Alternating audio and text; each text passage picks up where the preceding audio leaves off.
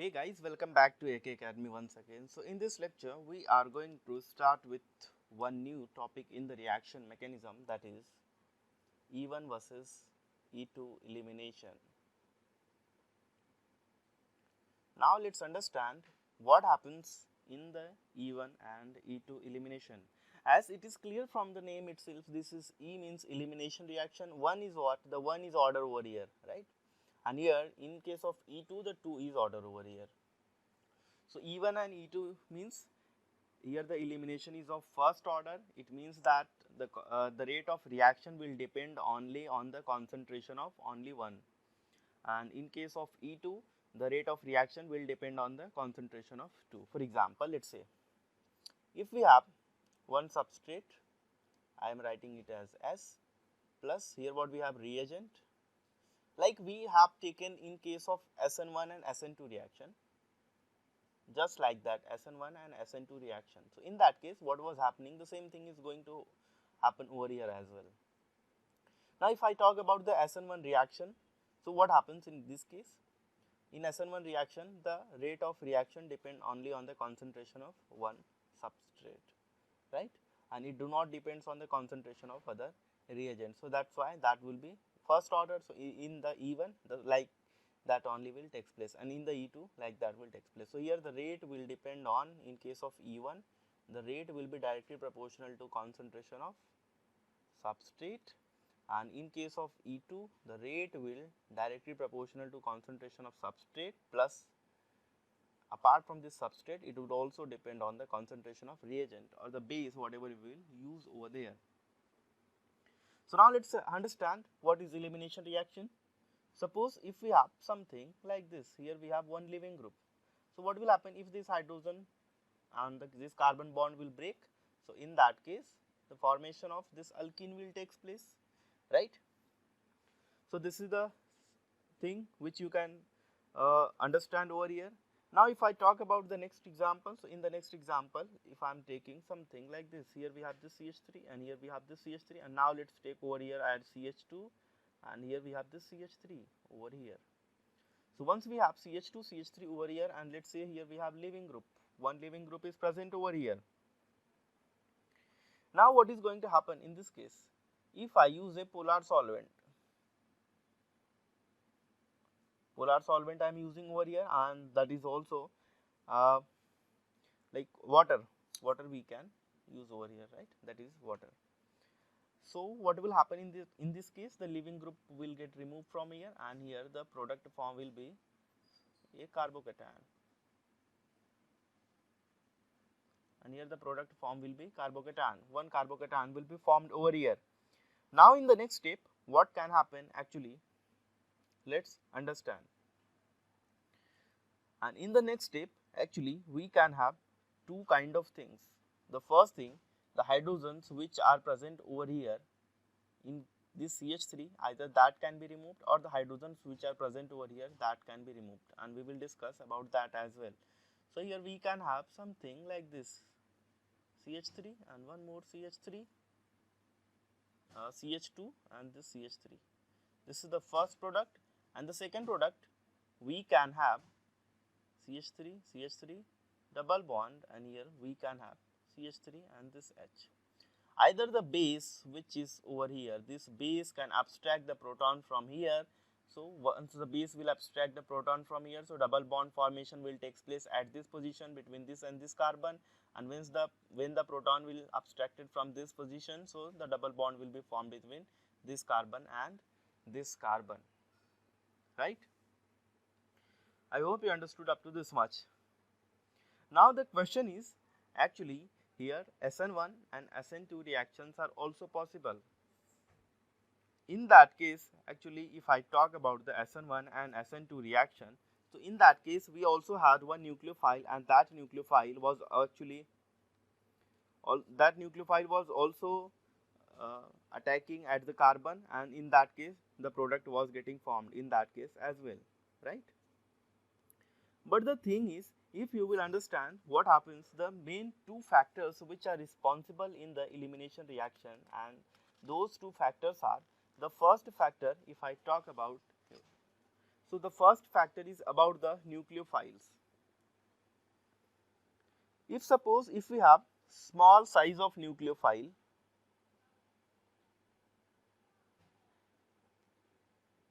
small nucleophile, so in that case this will leads to the substitution reaction. But if we have one large nucleophile, so that leads to the elimination reaction. Two things, please remember this one. Two things are important while choosing the nucleophiles or the bases. The first thing, if we have the small nucleophile, so that will lead to formation of substituted product, and if we have the larger nucleophile, so that will leads to formation of eliminated product, right? So in that case elimination reaction will take place. This is the first thing. For example, if I say over here, if we have something like this, here I can take this Br and here I am treating it with OH minus. In this case, what is going to happen?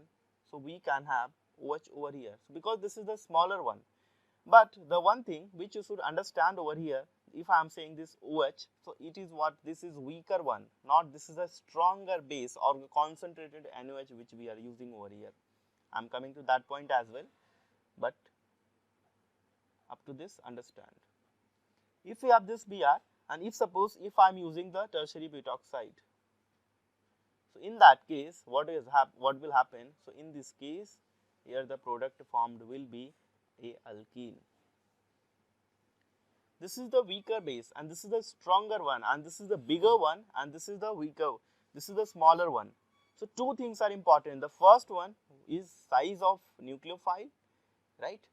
First one is what we have, size of nucleophile, and in this nucleophile category please also remember stronger one, stronger bases leads to elimination reaction. If you don't have any stronger base, so in that case elimination reaction is not possible. So that is the only way how you can differentiate whether the substituted product we will have, right, or we will have the elimination reaction in that case. And this is the only way how you can actually differentiate between SN1, SN2 and E1, E2. Got it? So this is the thing you should understand. Now the second thing, if I talk about the temperature, if the temperature is high, so in that case elimination reaction is possible. Elimination reaction will be favored.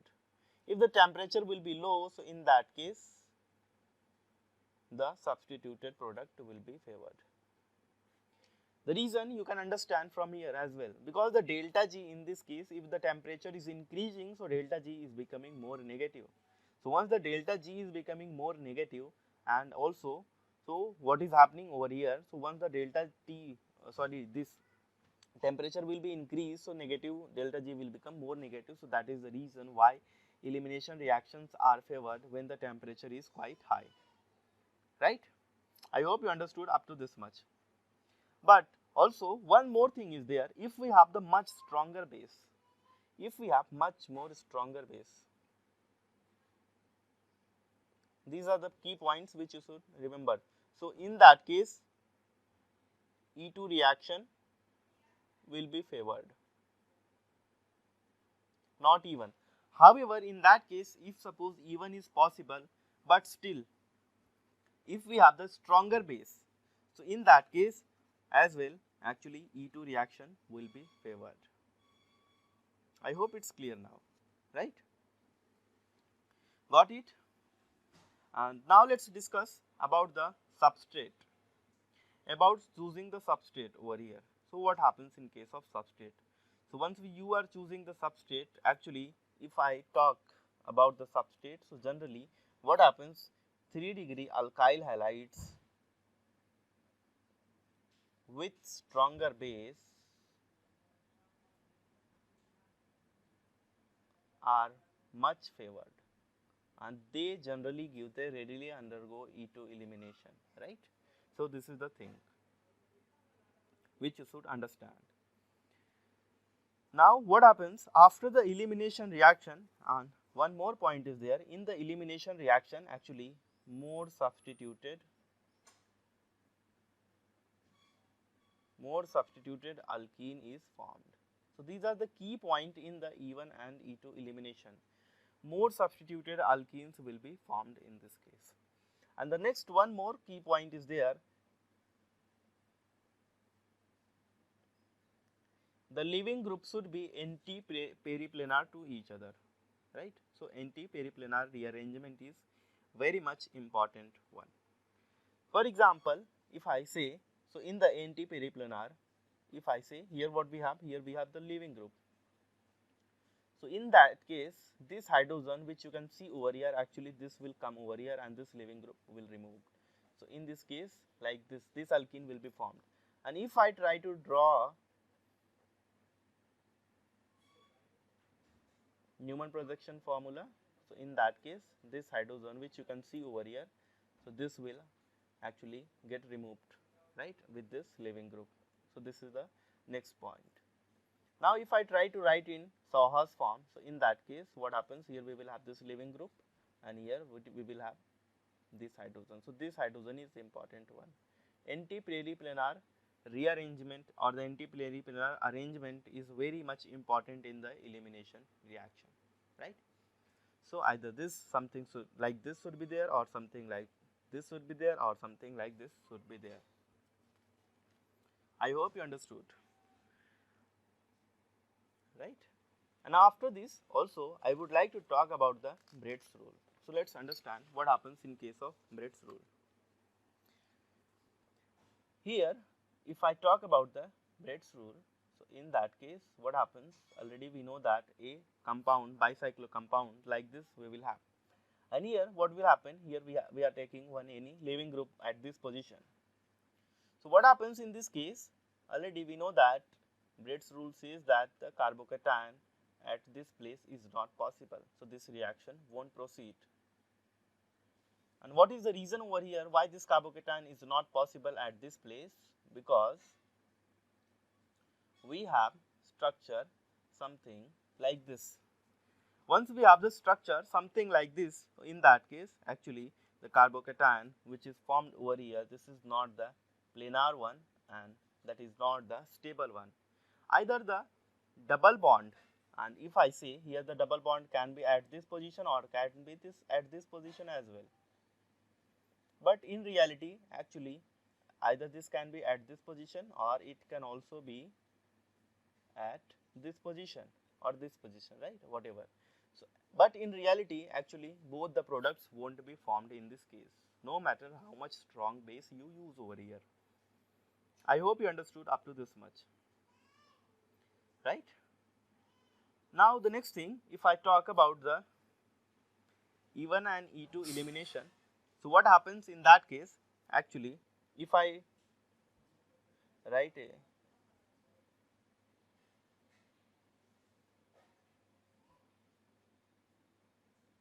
this is cyclohexane, right. So what happens in this case, if we have any bulkier group present at this position, so in this case actually flipping is not possible. So once the flipping is not possible, so what will be the drawback over here? Once the flipping won't be possible at this position, so actually the removal, if I talk about the removal of any group, right. So once the actually what is happening over here, the flipping is not possible in this case, right. So once the flipping is not possible, so this cannot undergo actually at the axial position. So once it cannot undergo actually at the axial position, so in that case also it will be very much difficult to form the elimination product or to give the eliminated product. Because in many reaction we will see that what happens after the providing the energy, because we are providing the heat in this case. For example, let's say if we have any reaction, so in that case the reactions are usually takes place at the higher temperature. So what happens in that case, actually if I talk, so in that case what happens, the leaving group whatever we have actually that rearrange itself and that gives elimination reaction. So that is also one important thing, right. So that is the thing which you should understand in case of E1 and E2 elimination. Now we are discussing only the key points over here, right? We will come to the major part as well, and we will come to the mechanism as well. And one more important thing is there. We also have CSIR rule. What does this rule says? In any kind of elimination reaction, that can be dehydrohalogenation reaction, right? That can be dehydration reaction. In any elimination reaction, more substituted alkenes are formed. For example, if I say more substituted alkene means, if I say we have something like this, Br is at this position and hydrogen is over here and two methyls are over here, right? And here we have this CH3. So now if suppose if we have one base and this base is abstracting this proton, so in this case we are going to get two products. Either this base can abstract this proton or this base can also abstract proton from here. So we are going to get two products actually. So here this negative charge will come and this Br will leave. Sorry, here hydrogen will come, and here we will have CH3. And in the next product we can have actually this hydrogen is present at this place, and here we have this double bond. So this is the first product and this is the second product. Now CSIR rule proceeds according to the stability of the alkenes whatever is formed. If I talk about the stability of this alkene, so this alkene is more stable. So once this alkene is more stable, so this will be major product and this won't be formed in this case. Now if I talk about the stability of alkene, if we have stability of alkene, so in that case what happens? Here tetra substituted alkenes are actually more stable than tri substituted, and this di substituted, and then mono substituted, and then we have the ethene, right? So this is about the stability of the alkene.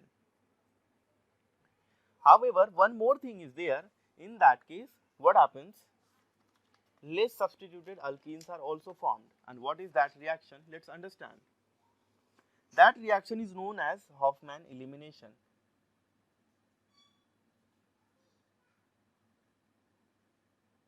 In Hofmann elimination, actually less substituted alkenes are formed. And now let's understand the example of this reaction. Suppose if I take something like this, here we have this CH3 and here I am taking one this CH3 and one this CH3, and instead of the leaving group I can take one more N as O minus over here, and here I can take one more CH3 and one more CH3.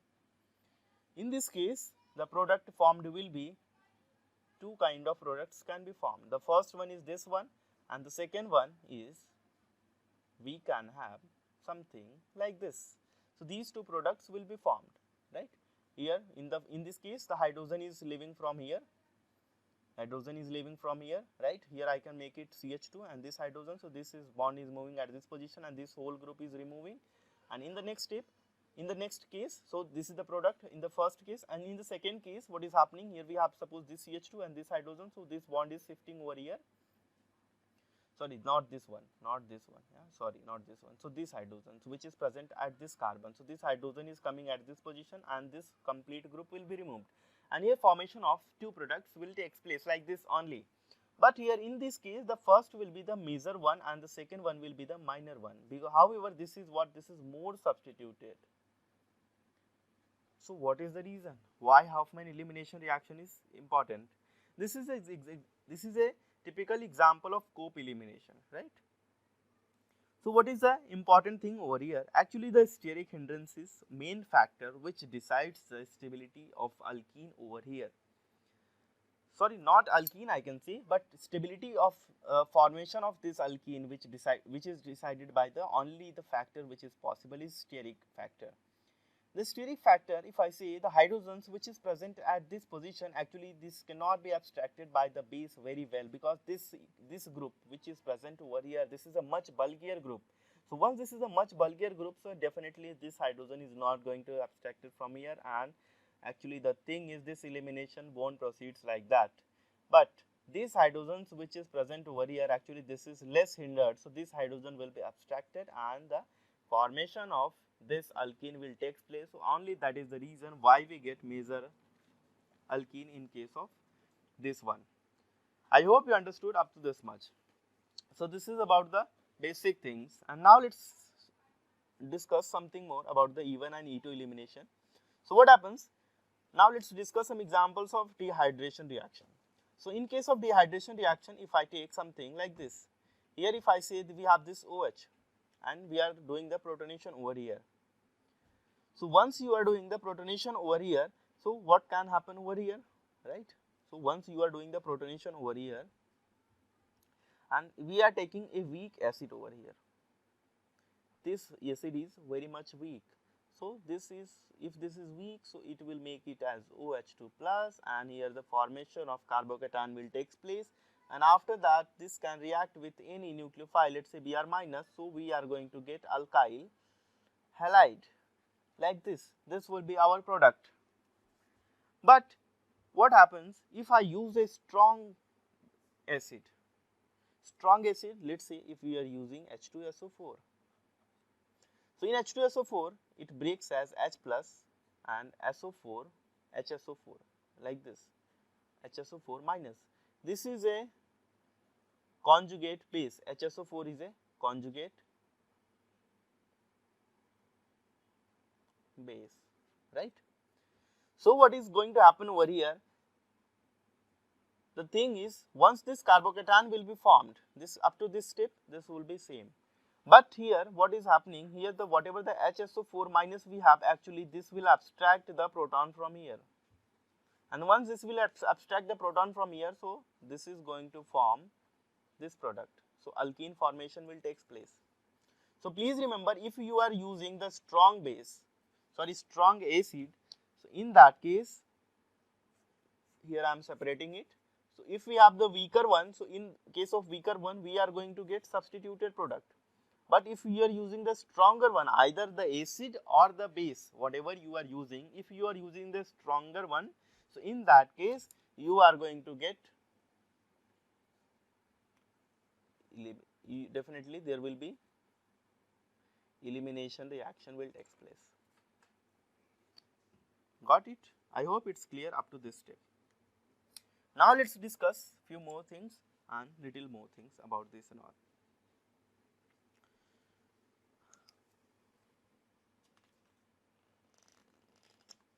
If I talk little bit more about this one, so what happens? I can take example of this one. Here we have this OR and here I have this OR. Here I have this as OH. So these three I am taking over here, right? I can take like this. So what can happen over here? Actually, if I talk, so the lone pair on this oxygen, whatever we have over here, the lone pair on this oxygen actually will come at this position, and what is going to happen, one this OR group will be removed from here, and here the formation of this OR will take place. So the product formed will be something like this.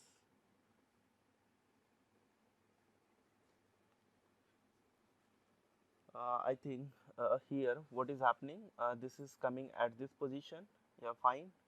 So here we have this double bond O, and like this, here oxygen will come, fine. So this is coming at this position and this OR is zooming, yeah, fine. So this will be the product which will be formed in that case. So this is also example of elimination reaction. Now I can take few more examples, and here we have suppose this hydrogen and here we have this OH, and here what I am doing, I am actually adding N over here. In that case, what is reaction and how it will be proceed. So once you are using the acid in this case, so in this case as well, so this OH which you can see over here, actually this will be protonated and formation of carbocation will take place, and this bond will migrate, and here we will have this reaction. The product formed will be something like this only. I hope it's clear, right? But the thing is, what I told you, you need to always use the stronger one. One more example I can tell you, if we have used something like this, and here suppose if we are using the ETOH, so in this case I am going to get this one only. But what is happening if I am using the OET minus 1? This is the stronger one, because the reason you should understand about the nucleophilicity and the basicity. If you have the negative charge, so this is much more stronger nucleophile or the base than this one. So in this case, we are going to get this product. Fine. So this is the product what will be formed in this case. I hope you understood up to this much. Fine. Now let's discuss some more example and let's understand the E1 and the E2 elimination little bit more. So what happens in case of E1 and E2 elimination, and let's take few more example and let's understand.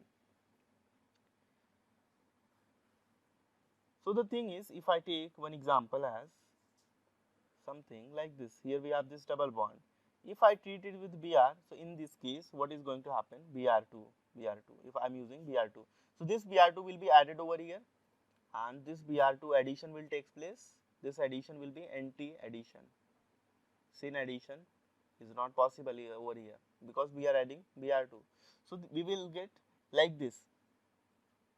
After this, if I use a stronger base like tertiary butoxide, so what is going to happen? This is going to abstract the proton from here.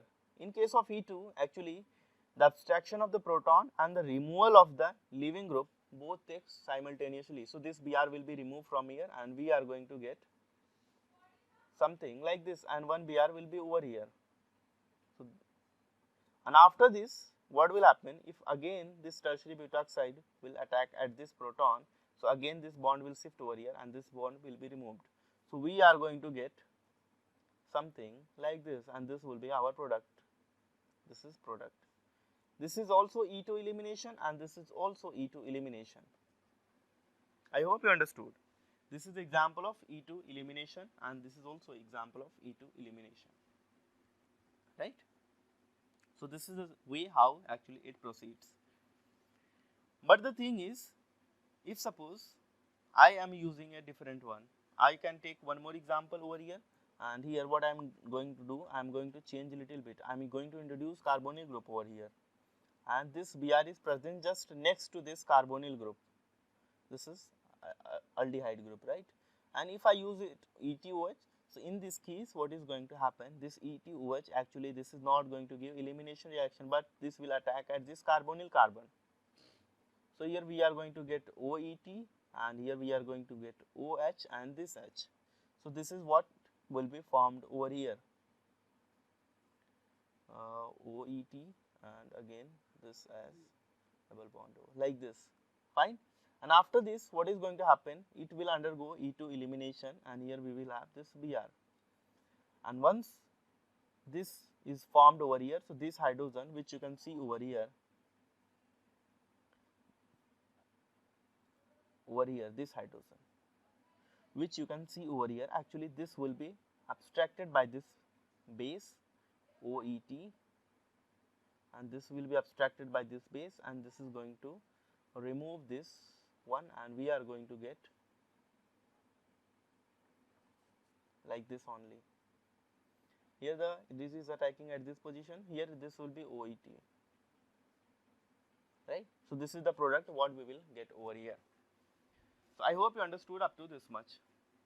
Fine.